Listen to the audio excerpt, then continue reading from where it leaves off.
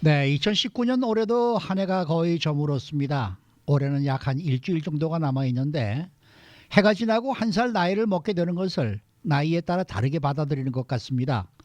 아이들은 빨리 나이가 들어오고 싶어 하는 반면에 어른들은 나이 먹는 것이 달갑지 않게 느끼는 경우가 많을 텐데요. 오늘은 좀 우울할지도 모르지만은 나이 든 노인들의 쓸쓸한 이 고통에 관한 주제로 박현경 기자와 이야기 나눠봅니다. 어서 오십시오. 네, 안녕하십니까. 워싱턴 포스트가 어제 이에 관한 내용을 전했던데 어떤 내용입니까? 네, 먼저 제목부터 보면 제목은 가장 외로운 길 여행하기입니다. 아, 쓸쓸하네. 네. 워싱턴 포스트는 올해 84살 말린 케네디의 스토리를 실었는데요. 네. 네바다주 브로큰 바우란 지역에 거주하는 말린은 일주일 넘게 얼어붙은 도로가 녹기를 기다려왔습니다. 네. 근데 더 이상은 못 기다리겠다 싶어서 마음을 바꿨습니다. 그래서 스노우 부츠를 신고 지갑에는 심장벽 약을 넣고 집 문 밖을 나섰습니다. 한 손은 난간을, 다른 한 손은 딸의 손을 잡고 갔습니다. 눈이 쌓인 길을 한 발짝 한 발짝 걸어갔는데요. 여기서 말리는 일부러 떠오르는 한 생각을 지워버리려고 노력했다고 합니다. 네. 남편이 미끄러져 넘어져 버린 생각이었습니다. 네. 네, 벌써 서두부터 마음이 짠한데요. 네. 84살의 말린입니다. 그런데 그렇게 힘겹게 어디를 그렇게 가는 거예요? 남편한테 가는 것이었습니다. 아하. 남편 얼 케네디는 넘어져서 엉덩이 뼈가 부러지는 부상을 당했고요. 예. 그래서 어쩔 수 없이 집에서 1시간 넘게 떨어진 널싱홈에서 생활하고 있습니다. 아, 그렇군요. 그런데 눈이 와서 말리는 남편한테 열흘 동안 가보질 못했습니다. 이건 63년 결혼 생활 중 가장 오랜 기간 떨어져 있었던 거라고 합니다. 아이고, 네. 그리고 남편은 파킨슨 병까지 앓고 있어서 전화 통화를 하는 것도 불가능합니다. 그래서 말리는 지난 열흘간 남편을 보지도 통화를 하지도 못했습니다. 안타깝습니다. 네. 그렇다면 이 말리는 남편이 너싱홈에서 뭘 하고 있는지 어떻게 하고 있는지 도대체 알 수가 없는 거예요? 뭐 그건 아닙니다. 이 말리는 매일매일 널싱홈에 전화해서 그 직원으로부터 남편이 어떻게 생활하고 있는지 전해 듣고 있습니다. 네. 근데 남편이 잘 있지는 못하는 듯 싶습니다. 거의 조용하게 혼자 지낸다고 했고요. 입맛을 잃고 있다고 직원은 말해줬습니다. 네, 63년 결혼 생활 중에 가장 오랜 기간 떨어져 있으니까 남편도 입맛을 잃을 만하다라는 생각이 드는데 네. 그러니까 걱정이 많이 되니까 날씨가 그렇게 구즘에도 불구하고 남편을 만나러 떠난 거네요. 네, 맞습니다. 말리는 집을 나서면서 왜 이렇게 날씨가 안 좋은 거야? 라고 날씨 원망을 하면서요. 그러면서 얼음이 언 곳에서 미끄러지지 않으려고 조심조심 했습니다. 딸의 부축을 받아서 자동차까지 한 걸음 내디뎠는데요. 이때 엄마를 부축해가는 올해 51살 딸. 뎁 케네디는 한마디 했습니다. 몇 시간 후면 해가 비쳐서 훨씬 더 나아질 수 있는데 하고요. 그러니까 자칫 잘못해서 엄마까지 다치면 더 큰일 나버리잖아요. 그렇죠. 걱정돼서 한 말이겠죠. 근데 엄마 말리는 이에 나는 내 줄의 끝부분을 잡고 있다. 그러니까 더 이상 못 참겠다 이렇게 답하고요. 이어 불쌍한 내 남편 얼 케네디는 우리가 자기를 거기다가 그냥 홀로 내버려 둔 줄 알 거 아니냐 이렇게 덧붙였습니다. 네. 아, 참 이 어르신들의 이 낙상 사고가 가장 이게 정말 안 좋은 그러한 사고인데 네. 연말에 참 안타까운 상황인 것 같아요. 이 얼 케네디 남편이 좀 가까운 거에 있었으면 좋았을 텐데 왜 이렇게 먼 곳에 가 있는 거예요? 네, 얼 케네디가 넘어져 다친 건 이미 몇 달이 됐는데요. 그 몇 달 동안 우여곡절이 있었습니다. 처음에는 당연히 집에서 가까운 널싱홈에 갔습니다. 집에서 단 3분 거리였습니다. 아하. 말린이 직접 이 남편 얼 케네디가 널싱홈에 들어가는 걸 도왔고요. 매일매일 찾아갔다고 합니다. 그것도 하루에 2번씩이나요. 아하. 근데 이 널싱홈이 재정 문제를 겪게 됐고요. 지난 5월 이 널싱홈이 결국 파산해버리면서 문을 닫게 됐습니다. 그렇군요. 그러니까 어쩔 수 없이 널싱홈을 옮겨야 되는 그런 상황이 됐는데 네. 그 지역의 널싱홈은 그곳 하나뿐이었어요? 그건 아닙니다. 일단 이들 노부부가 거주하는 브로큰 바우라는 지역은 인구 3천여 명이 거주하는 아주 작은 마을인데요. 예. 그래도 다른 널싱홈이 하나 더 있긴 했습니다. 근데 문제는 두 번째 찾아간 널싱홈은 메디케이드 환자 수를 제한하고 있었습니다. 아하. 아하. 그 이유는 재정적으로 더 잘 관리하기 위해서였는데요.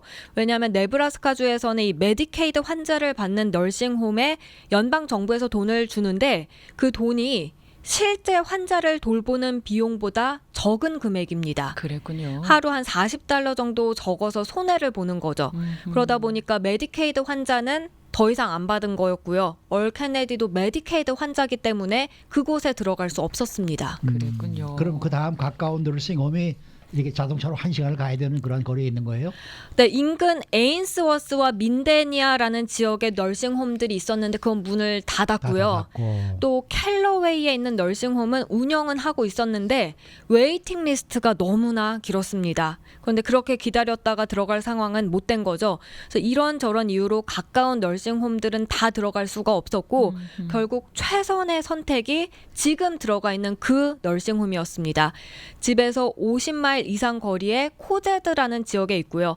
또 가는 길도 집에서부터 차선 2개의 작은 도로로만 오갈 수 있는 곳입니다.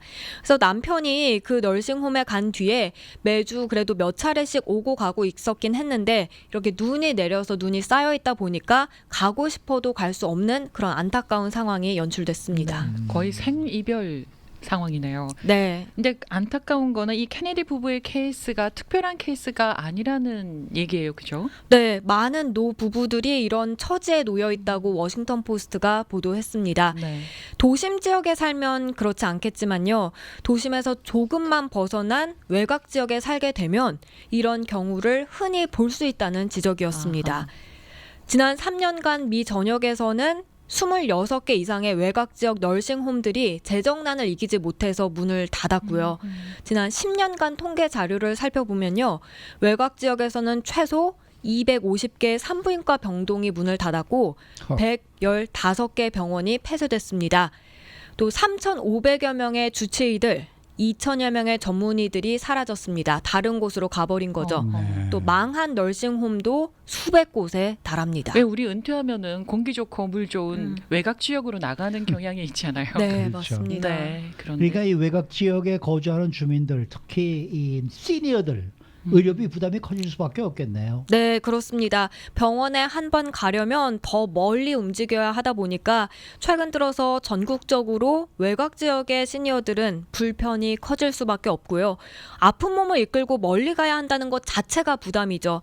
근데 여기에 더해서 치료 받으러 갈 때 더 멀리 나가야 되다 보니까 금전적인 비용까지 높아지고 있는 추세입니다. 네, 그렇다고 네. 뭐 병원 근처로 이사를 가는 것도 녹록지 않을 것 같고요. 맞습니다. 보통 이제 외곽 지역에 거주하는 시니어들의 경우에는 평생을 그곳에서 살았을 가능성이 큽니다. 그렇겠죠. 평생은 또 아니라고 해도 은퇴 후부터 그곳에 쭉 머물러 있을 가능성이 높고요. 네. 근데 갑작스럽게 이렇게 새로운 환경에 다른 곳으로 이주한다는 건 만만치 않은 일입니다. 그렇습니다. 다시 이 케네디 부부 이야기로 잠시 돌아가 보면 남편 얼 케네디는 올해 88살, 그리고 부인 말린 케네디는 84살로 네바다주 밖으로 여행한 적이 거의 없다고 했습니다. 아, 예. 비행기를 타본 적은 한 번도 없고요.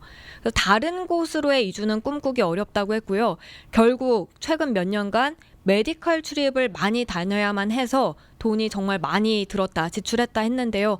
그들이 거주해온 브로큰 바우란 지역에 묘지도 이미 구입을 해놓은 상태입니다. 예. 그런데 평생 살아온 그 지역에, 그러니까 죽어서도 묻힐 그 지역에 지금부터 이 죽기 직전까지 안전하고 편안하게 살만한 곳이 없다고 털어놨습니다.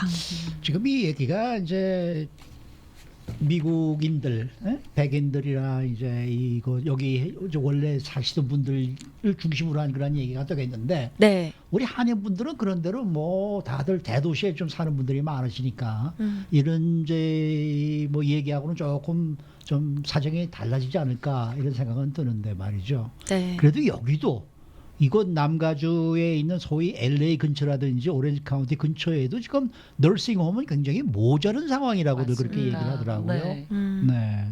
그러니까 이게 보통 일이 아닌데 이 이야기를 들으시면서 좀 다들 미리미리 준비를 좀 하셔야 될 것 같아요. 네. 근데 이 시니어들의 죽음과 관련해 나온 또 다른 소식 하나 한 가지 좀 알아봤으면 좋겠는데 이제는 좀 많은 미국인들이 병원보다는 집에서 죽음을 맞이한다. 이런 소식이 지금 AP통신을 통해서 나와 있어요. 네, 1900년대 초만 하더라도 병원보다는 집에서 죽음을 맞는 미국인들이 많았습니다. 네. 근데 시간이 흐르면서 병원에서 숨을 거두는 미국인들이 늘어났고요. 그 후 처음으로 다시 집에서 세상을 떠나는 미국인 수가 증가했다는 소식이었습니다. 네. 네, 혹시 구체적인 수치 같은 게 나온 게 있나요? 네, 2003년부터 2017년까지 병원에서 죽음을 맞이하는 비율은 40%에서 30%로 줄어들었습니다. 여기서 병원에서 숨진다는 건 사건 사고로 치료를 받는 거 이제 제외하고 자연사하는 경우가 집계된 겁니다. 그런가 하면 널싱홈에서 숨지는 미국인도 24%에서 21%로 감소했고요. 반면에 집에서 눈을 감는 미국인 24%에서 31%로 크게 늘어났습니다. 여기서 집은 일부 어시스티드 리빙 센터도 포함됐다고 합니다. 네, 그러니까 집과 병원 이 선호도가 좀 다르게 나타났다면서요. 네, 젊을수록 그리고 남성보다는 여성이 그리고 유색인종이 집에서 죽음을 맞이하는 걸 덜 선호했고요. 반면 나이가 많고 남성, 백인들이 집을 더 선호했습니다. 또 암 환자들이 집을 선호했고요. 하지만 치매 환자들은 널싱홈을 선호했습니다. 그리고 폐 질환을 앓는 환자는 병원을 좀 더 선호하는 것으로 나타났고요. 이런 식으로 조금씩 선호도에서 차이가 있는 것으로 조사됐습니다. 네, 잘 들었습니다. 네, 고맙습니다. 박현경 기자였습니다.